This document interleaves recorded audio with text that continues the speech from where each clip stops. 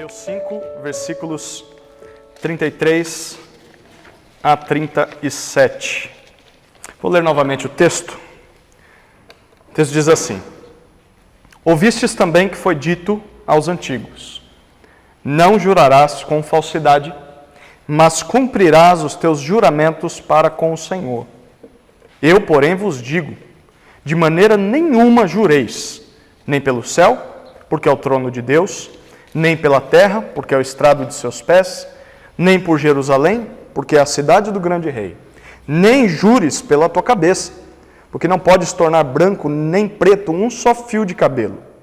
Seja, porém, o vosso falar sim, sim, não, não, pois o que passa disso vem do maligno. Amém? Há uma fábula de Esopo chamada O Garoto e o Lobo. Quem já ouviu essa fábula? Os professores lembram bastante, né? Eu gosto muito. Ela ilustra bem o tema dessa passagem. Ela conta a seguinte história. Havia um jovem pastor de ovelhas que era encarregado de tomar conta das ovelhas das pessoas, dos moradores em um vilarejo. E ele cuidava desse rebanho fora do vilarejo. Só que esse jovem era muito brincalhão, como todos os jovens, né? E aí o que ele fazia?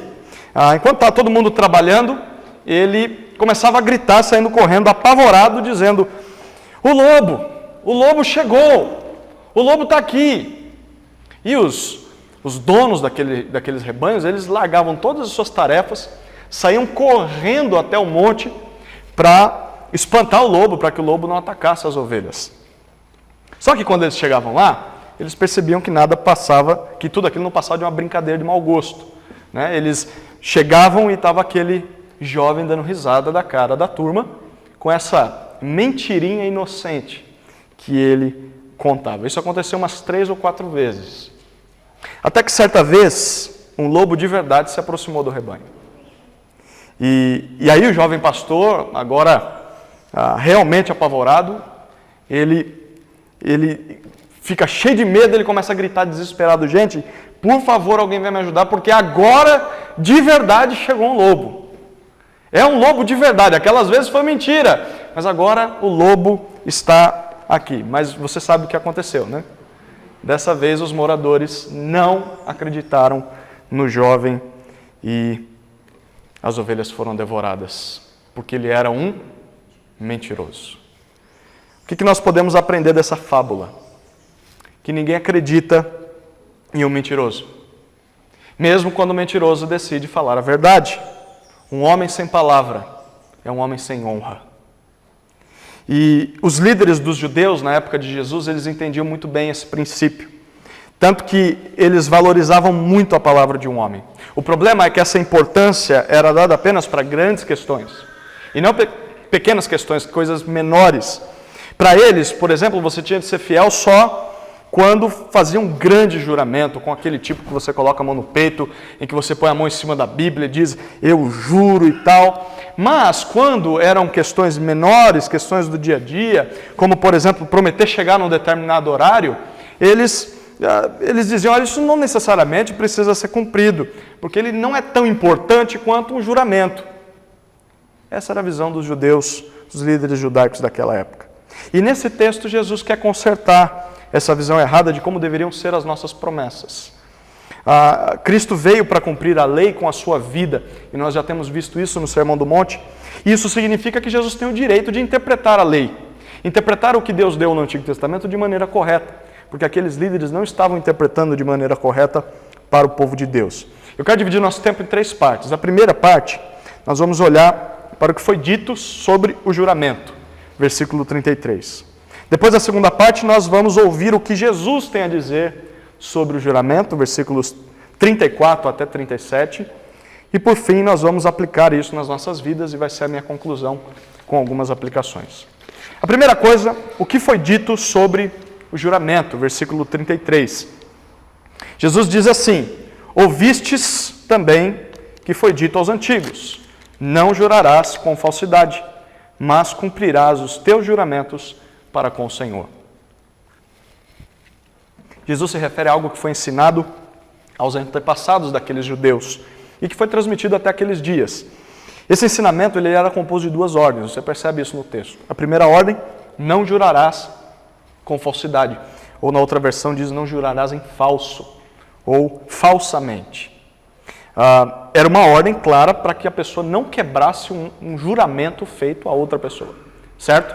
A segunda ordem é, mas, pelo contrário, você irá cumprir os teus juramentos para com o Senhor. Ao invés de prometer algo e não cumprir, os antigos ensinavam que tudo aquilo que você prometer a Deus deve ser quitado, deve ser pago, deve ser resolvido. E esse conjunto de ordens parece ser muito claro, parece ser algo muito honesto de ser cumprido, e não é? Espero que você concorde com isso. É uma coisa certa a se fazer. Acontece que essas duas frases nunca foram faladas em parte nenhuma na Escritura. Em lugar nenhum você vai encontrar esses dois mandamentos no Antigo Testamento. Essas duas frases, na verdade, eram um resumo de algumas leis do Antigo Testamento. Então, era uma adaptação do terceiro mandamento. O terceiro mandamento, que está lá em Êxodo capítulo 20, versículo 7, diz: não tomarás o nome do Senhor teu Deus em vão, porque o Senhor não considerará inocente quem tomar o seu nome em vão. Esse era o terceiro mandamento para o povo de Israel. E os estudiosos da época entenderam que o que Deus estava querendo com esse mandamento era o seguinte: não use o nome de Deus sem motivo. Era isso que eles entendiam. Então, para evitar quebrar essa lei, o que eles fizeram? Eles preferiram nem citar o nome de Deus. Então, eles tiraram o vocábulo Deus do linguajar deles, da língua deles, e chamavam Deus de outro nome, para não quebrar esse mandamento aqui. Só que eles não tinham entendido o propósito da lei de Deus. O que Deus queria quando deu esse mandamento para eles era que aquele povo, que era conhecido como povo de Deus, que aquele povo não manchasse a reputação do Senhor nos seus relacionamentos, no seu dia a dia, com o seu mau testemunho. Então, eles não poderiam tomar ou carregar o nome de Deus nas costas, essa é a ideia, vivendo uma vida cheia de pecado. Eles não deveriam manchar a reputação de Deus dizendo ser povo de Deus, mas vivendo nos seus pecados. E o povo não entendeu isso, achou que era só tirar o nome de Deus das suas conversas. E por causa dessa má interpretação, eles juntaram essa lei com outras leis do Antigo Testamento. E eles uniram a esse texto passagens como, por exemplo, eu vou citar duas aqui rapidamente e já vou dizer o que elas diziam. Levítico 19:12 dizia assim: não jurareis falso pelo meu nome, profanando o nome do vosso Deus. Eu sou o Senhor. E eles juntavam com outro texto, que é Números capítulo 30, versículo 2, que diz: quando um homem fizer voto ao Senhor, ao jurar, obrigando-se a alguma coisa, não violará a sua palavra, fará tudo o que sair da sua boca. Então o que eles faziam? Eles pegavam todas essas coisas e resumiam no que nós lemos no versículo 33. A lei de Deus proibia juramentos irreverentes, proibia o uso leviano do nome do Senhor, proibia a quebra de votos, mas acontece que ao resumir todas essas coisas em um simples: não jurarás com falsidade, mas cumprirás os teus juramentos para com o Senhor, ao resumir todos esses mandamentos só nessas coisas, os líderes judeus acabaram diminuindo em muito a importância do que Deus exigia no Antigo Testamento. E na prática, era isso que eles faziam. Preste atenção. Bom, se não devemos jurar em nome de Deus e não cumprir, então é melhor nem jurar em nome de Deus. E acontece que eles continuavam fazendo juramentos e promessas, como eles faziam antes, mas agora eles não citavam o nome de Deus, e essas promessas, eles diziam: nós não somos tão obrigados a cumprir, porque não estamos citando o nome de Deus. Eles não entenderam nada do que Deus tinha dito na lei. Então eles acabavam não citando o nome de Deus nas suas promessas, mas citavam, por exemplo, coisas semelhantes. Eles juravam pelos céus, juravam pela terra, juravam por Jerusalém, juravam até por si mesmos, mas quando eram promessas feitas por essas coisas, eles diziam: olha, nós não precisamos necessariamente fazer o que nós prometemos. Então, na prática, funcionava assim. Qualquer semelhança é mera coincidência com os nossos dias. Se a frase era: eu juro por Deus, a pessoa ia cumprir o que ela prometeu. Mas se a frase era, eu juro pelo céu, eu juro pela minha pátria, eu juro pelo meu rei, eu juro por minha mãe, eu juro até por minha própria vida, então você não teria como ter certeza se a pessoa ia cumprir aquilo ou não. Só se ela dissesse, eu juro por Deus. E eles não diziam nunca, eu juro por Deus, para não quebrar a lei que eles diziam que quebrariam. E qual você acha que era a maioria dos juramentos dessa turma? Era essa, segunda, por coisas que não eram por Deus, tudo menos por Deus. E assim eles mentiam descaradamente. E mentiam, mas dormiam tranquilos. Porque colocavam suas cabeças no travesseiro achando que estavam guardando o terceiro mandamento, que dizia que não era para jurar falsamente em nome de Deus. Mas eles não tinham entendido o espírito da lei. Deus queria que eles não mentissem, que eles não fizessem falsas promessas. E é uma incoerência isso aqui, não é? Por um lado eu digo, não, eu não estou quebrando o terceiro mandamento, mas estou mentindo com outras promessas. Pois é isso que Jesus está condenando com a sua fala. Foi dito isso aos antigos. Mas agora nós vamos ver, em segundo lugar, o que Jesus diz sobre o juramento. Olha os versículos 33 a 37. A primeira coisa, 34 a 37. A primeira coisa, Jesus deixa bem claro que a interpretação comum da lei, feita por aqueles religiosos, estava errada.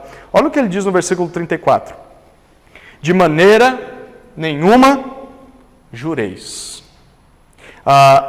O que Jesus vai dizer para nós aqui é o seguinte: parem de ficar jurando por questões menores, ao invés de usar o nome de Deus. É isso que ele vai dizer. Podem parar com essa bagunça que vocês estão fazendo aí. E por que isso deveria acontecer? Jesus diz, olha, de maneira nenhuma jureis. Essa frase de Jesus não é uma proibição a qualquer tipo de juramento. Como, por exemplo, algumas seitas e religiões defendem que é o que Jesus está dizendo. Eu vou te dar um exemplo. Os testemunhas de Jeová, eles dizem que você, por causa de textos como esse, você não deve jurar nem diante de um juiz em um tribunal. E nós sabemos os problemas que isso pode acarretar. Na verdade, se você olhar para a Bíblia e for honesto, você vai perceber que Deus abre espaço para juramentos solenes. Por exemplo, em Jeremias 44, 26, o próprio Deus diz assim, eu juro pelo meu nome, que irei castigar o meu povo por causa de seus pecados. Deus está jurando pelo nome dele. Se você olhar para 2 Coríntios, capítulo 1, versículo 23, o apóstolo Paulo chama Deus como sua testemunha para aquilo que ele diria aos coríntios. Então ele está jurando diante de Deus, gente, eu chamo Deus como minha testemunha pelo que eu vou dizer para vocês. E se só isso já não bastasse, o próprio Jesus, quando está sendo julgado na noite em que foi traído, diante do sumo sacerdote, Mateus 26, 63 e 64, diz que Jesus jurou pelo Deus vivo que ele não tinha cometido nenhum crime. Então, se formos honestos, nós perceberemos que Deus não proíbe todo e qualquer juramento. Mas a esse tipo de juramento que Jesus vai se referir, ele proíbe. Que tipo é esse? A partir do versículo 34 até o versículo 36, nós vamos perceber que tipo de juramento Jesus está condenando. Aqueles juramentos falsos que os judeus faziam. Lembra que esses homens eles não usavam o nome de Deus nos seus juramentos para dizer que eles estavam livres de cumprir esse juramento. Se eu não citei Deus, eu não tenho obrigação de cumprir. E aqui Jesus cita alguns desses exemplos. Versículo 34, 35 e 36. Eles juravam pelo céu, eles juravam pela terra, eles juravam por Jerusalém e eles juravam até mesmo por suas cabeças. Essas promessas feitas às pessoas eram feitas com base em coisas celestiais, em coisas terrenas, em coisas religiosas e até questões pessoais. Mas Jesus mostra que quando eles faziam isso, mesmo fazendo isso, de certa forma eles estavam ainda jurando pelo nome de Deus. Porque olha o que Jesus diz, versículo 34, o céu é o trono de Deus. Versículo 35, a terra, se vocês juram pela terra, a terra é a estrada dos seus pés. Versículo 35 ainda, Jerusalém, vocês juram por Jerusalém? Jerusalém é a cidade do grande rei, é a cidade de Deus. E a sua cabeça, versículo 35, ou melhor 36, a sua cabeça não é sua. A sua cabeça é de Deus, você não pode nem controlar a cor dos fios de cabelo que você tem na cabeça. Mesmo que você coloque uma tintura no seu cabelo, você não tem controle, porque sai de dentro e é Deus quem coloca essa corzinha no teu cabelo. Em outras palavras, Jesus está dizendo, se nós somos povo de Deus, tudo que nós prometemos leva o nome de Deus em consideração. Porque não é aquilo que nós falamos, mesmo que nós não citemos a Deus, nós estamos jurando por coisas que são de Deus. Todas as coisas são de Deus. E aquele povo então estava quebrando justamente a lei da qual eles tanto se orgulhavam de obedecer. Eles não juravam pelo nome de Deus, mas envergonhavam a honra de Deus ao serem mentirosos. Pessoas que prometiam coisas, mas não cumpriam essas coisas. E Jesus está dizendo que todo e qualquer juramento, ou toda e qualquer promessa, toma o nome de Deus, porque tudo é de Deus. Você pode não jurar por Deus, eu juro por Deus, você pode não fazer isso. Mas se você dá a sua palavra sobre algo, você está colocando a reputação de Deus em jogo, porque você é servo de Deus. É isso que Jesus está dizendo. O que você fizer com a sua palavra, cumprindo ou não, estará ensinando as pessoas algo sobre Deus. Se você é mentiroso em muito do que promete, para as pessoas, Deus também é mentiroso. E é isso que Jesus está dizendo. E o alvo de Jesus para nós está no versículo 37. A lógica de Jesus é a seguinte, perceba aqui. Olha, se todo e qualquer juramento, toda e qualquer promessa que nós fizermos, seja grande, seja pequeno, toma o nome de Deus como garantia, mesmo que nós não citemos o nome de Deus, por sermos povo de Deus, toda promessa que nós fizemos, toma o nome dele. Então, ao invés de cumprirmos só o que nós prometemos no nome de Deus, Jesus diz no versículo 37, seja o vosso falar sim, sim, não, não. Isso não significa que você não possa voltar atrás no que disse, ou que você não possa mudar de opinião, melhorar a tua opinião, ou mudar de ideia sobre o que você prometeu no passado. Eu conheço uma igreja que sofre por causa de uma decisão dessas. O Zé talvez conheça. Uma igreja em que uma pessoa doou um terreno para a igreja. E tinha uma cláusula dizendo, esse terreno não pode ser vendido, nem doado, ele tem que ficar para a igreja. Só que o terreno era numa má localização. E a igreja não tem condições, recebeu a doação, um coração muito alegre, construiu ali, mas percebeu que o bairro cresceu do outro lado. Não conseguia alcançar as pessoas no bairro. E aí eles foram atrás da pessoa que escreveu o contrato, que doou o terreno, e disse, você não pode voltar atrás, você não pode consertar, eu não sei como é que poderíamos chamar isso juridicamente, mas não dá para você abrir uma concessão dizendo, olha, tudo bem, eu revogo o que eu disse. Essa pessoa citou esse texto e disse, seja o seu sim, sim, o seu não, não, eu não volto atrás. Hoje a igreja sofre até hoje por uma má interpretação desse texto. O que Jesus está dizendo não é que você não possa voltar atrás. Se você errou, por exemplo, é óbvio que você tem que dizer, gente, o meu sim era não, eu errei. Não é isso que Jesus está dizendo. O que Jesus está dizendo é, você deve falar a verdade, mesmo quando talvez precise retratar algo que você disse. Ou quando você tem de mudar de opinião. É a verdade na qual Jesus está interessado. Em outras palavras, o que Jesus está dizendo aqui é o seguinte. Que todos vocês sejam verdadeiros em tudo que disserem. Não só em promessas feitas em nome de Deus. Que o seu sim seja sim de fato. E que o seu não seja não de verdade. Não seja uma pessoa falsa. Não seja uma pessoa que sabe que não quer cumprir, ou que não vai cumprir, ou que não vai conseguir cumprir, e mesmo assim promete. Não seja melindroso dizendo o que você não quer fazer, prometendo o que você não quer fazer. Fale a verdade, cumpra tudo o que você promete, senão não prometa. Ou melhor, nem fale, nem abra sua boca. Ou seja, Jesus está dizendo para nós nessa noite, sejam pessoas de uma só palavra, que não precisem de promessas ou juramentos para cumprirem o que dizem. Vocês não precisam disso. Porque ele diz no versículo 37, o que passar disso vem do maligno. Se você precisa ficar jurando para que as pessoas acreditem nas suas palavras, porque você só cumpre os seus juramentos e não cumpre pequenas palavras que diz, você é um mentiroso. E isso é imitar o pai da mentira. É imitar o diabo.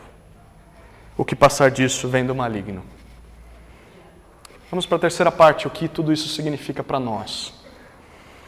É isso que Jesus está ensinando nessa passagem. Olha, o cidadão do reino do céu não precisa fazer um juramento para cumprir a sua palavra, e sim ter uma palavra confiável em todas as ocasiões. Isso não significa que nós não possamos, em ocasiões especiais, fazer um juramento. Por exemplo, no casamento do Samuel e da Priscila, eles fizeram um juramento um para o outro de fidelidade. Isso não significa que nós não possamos fazer juramento, mas que para nós fazer o juramento ou não fazer o juramento não deveria importar, porque tudo o que nós venhamos a falar, seja por meio de um juramento ou não, deve ser a mais pura verdade, sem um só indício de falsidade ou uma só intenção de não cumprir o que estamos dizendo. E por que isso é tão sério? Porque o nosso Deus é assim. Deus não cumpre o que promete somente quando Ele faz um juramento solene. Mas Deus fala a verdade em tudo o que Ele diz. É por isso que o próprio Jesus disse no versículo 18, nós já estudamos isso desse capítulo, que tudo na lei de Deus vai se cumprir. Desde a menor letra até o menor traço, tudo vai se cumprir, porque em tudo que Deus diz, Ele é verdadeiro.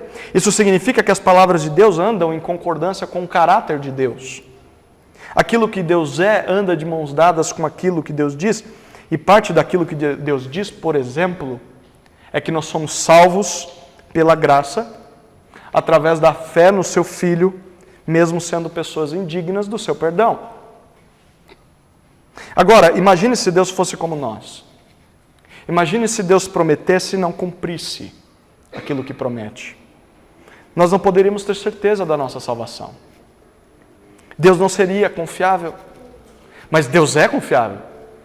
E por isso nós podemos ter certeza de que nós somos salvos por meio da fé em Jesus Cristo. E sabe como é que nós podemos ser gratos a Deus por termos sido libertos da mentira, das garras do pai da mentira e trazidos para a verdade? Sabe como a gente pode agradecer? Justamente imitando o nosso Pai do céu, sendo verdadeiros em tudo que nós dissemos. Houve um homem na história que certa vez disse assim: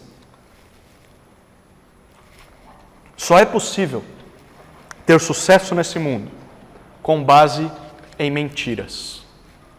Só é possível ter sucesso nesse mundo com base em mentiras. Se você olhar para o mundo em que você vive, você percebe que as pessoas concordam com essa frase? Sim ou não? O mundo em que nós vivemos? Sim. Sabe quem disse essa frase?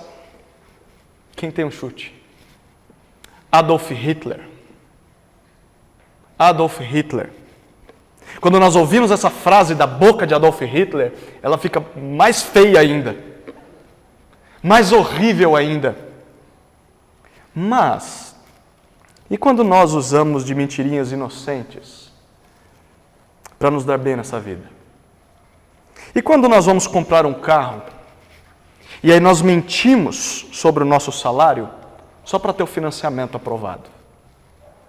E quando nós nos comprometemos com alguma responsabilidade e simplesmente faltamos ao compromisso sem ao menos dar uma satisfação da nossa falta? E quando nós combinamos um horário, mesmo talvez sabendo que nós não vamos conseguir chegar naquela hora, mas nós marcamos o horário e nós atrasamos propositadamente, não cumprindo a nossa palavra, nós não estamos agindo igualmente Hitler? Estamos. Hitler estava errado? Sim ou não? Sim ou não? Sim, estava errado. Ele estava errado. E nós estamos errados quando mentimos? Também estamos, tanto quanto Hitler. Cometer uma mentira, por menor que seja, é tão errado e tão horrível quanto jurar falsamente em nome de Deus. Um pregador do século passado chamado Martin Lloyd-Jones, ele tem um livro só comentando o Sermão do Monte. Eu indico a leitura, vale a pena. Martin Lloyd-Jones certa vez escreveu assim, abre aspas: A mentira dá a quem ouve uma falsa impressão. A mentira dá a quem ouve uma falsa impressão. As palavras dependem do caráter. E juramentos não são capazes de compensar a falta de caráter. Fecha aspas. Nesse texto que nós lemos, Jesus ensina que as nossas conversas devem ser tão honestas e que o nosso caráter deve ser tão verdadeiro que não haja um só pingo de necessidade de usar qualquer outro recurso para fazer com que as pessoas acreditem em nós. O cidadão do reino do céu não precisa de juramentos, porque só a sua palavra deveria bastar. Eu quero destacar 2 lições finais sobre esse texto. A primeira lição é que pequenas palavras são tão importantes quanto grandes promessas. Pequenas palavras são tão importantes quanto grandes promessas. Nós não deveríamos dar mais valor às nossas promessas só porque elas tratam de questões mais sérias. No final das contas, o que está por trás das nossas palavras é o nosso caráter. Se nós nos esforçamos, por exemplo, só para cumprir os nossos juramentos, nós estamos mostrando para as pessoas que, quando apenas falamos sem jurar, nós não valorizamos aquela pessoa. Nós somos pessoas interesseiras. Pessoas que só cumprem o que prometem a pessoas importantes. Você quer fazer um teste? Responda para si mesmo. Você é fiel aos seus compromissos financeiros? Não precisa chacoalhar a cabeça, responda no seu coração. Você é fiel nos seus compromissos financeiros? Você paga os seus financiamentos ao banco? Da casa, do carro? Você paga a fatura do cartão de crédito? Você honra promessas feitas a pessoas importantes, tipo o presidente da sua empresa que veio te pedir um favor? Não, eu preciso cumprir o prazo que ele me deu, porque é o presidente da empresa que está pedindo. Ou o seu pai pediu algo. Não, meu pai pediu, eu tenho que fazer. Talvez o seu pastor foi quem te pediu algo. Não, o pastor pediu, eu tenho de fazer o que o pastor pediu. Se a resposta é sim, você está certo. Você deveria honrar aquilo que você promete com questões importantes. E deveria. Mas pense no porquê você faz isso. Talvez alguns dos seus motivos sejam porque se você deixar de pagar o banco, o seu nome vai ficar sujo. Talvez é porque se você deixar de pagar o financiamento da casa, o banco vai tomar a casa de você. Talvez se você deixar de cumprir o que prometeu com uma autoridade, vai ficar feio para você. Mas eu quero que você mude o cenário agora. Eu quero que você responda essas perguntas aqui. Você é alguém que promete coisas que sabe que não vai cumprir? Promessas do tipo, filho, eu vou passear com você no sábado. Mas você sabe que no sábado você estará trabalhando. Você sabe que sábado você marcou o futebol. É o dia de tricotar com as amigas.